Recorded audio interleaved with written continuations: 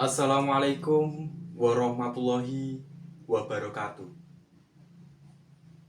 Kabagyan kawilujengan mugi tansah kajiwa kasalira dumateng kula panjenengan sedaya. Ingkang dahat kinurmatan panjenenganipun Bapak Muhammad Wantoro, Kepala SMP Negeri 1 Jetis.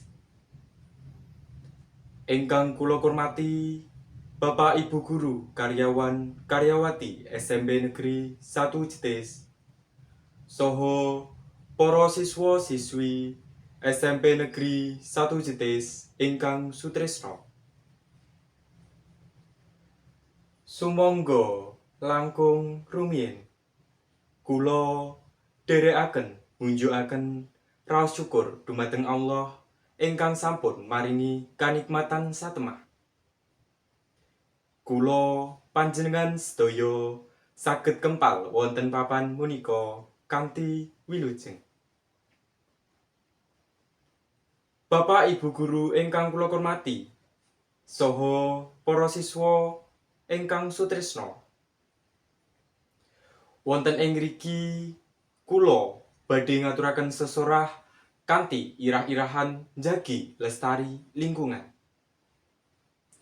Nanging saderengipun kula badhe ngaturaken tembang Padang Bulan sugeng midhangetaken. Yo prakanca yo padha sadara lingkungan papan aktivitas kita ayo dijaga ro kanca-kanca aja gawe bencana ning papan kita. Yo prakanca yo padha piketa.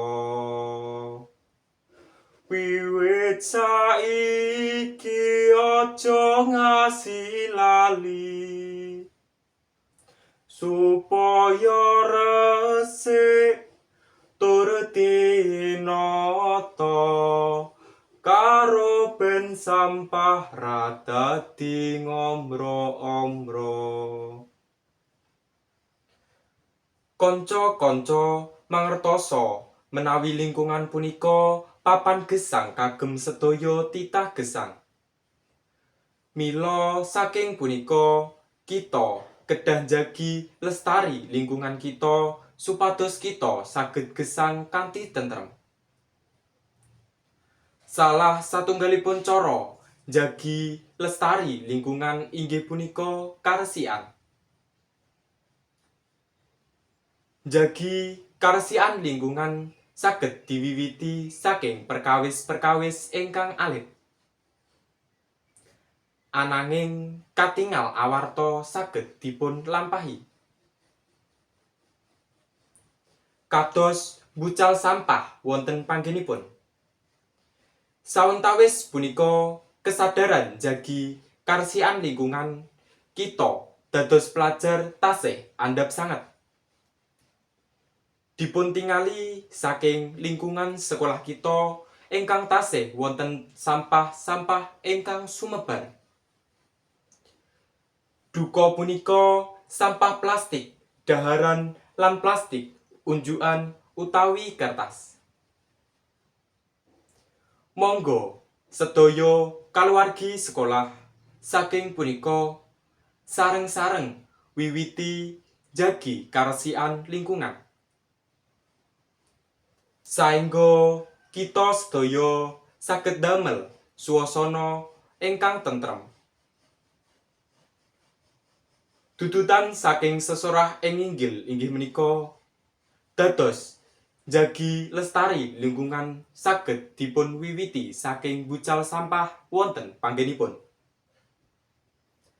Mekaten ingkang saged kula aturaken.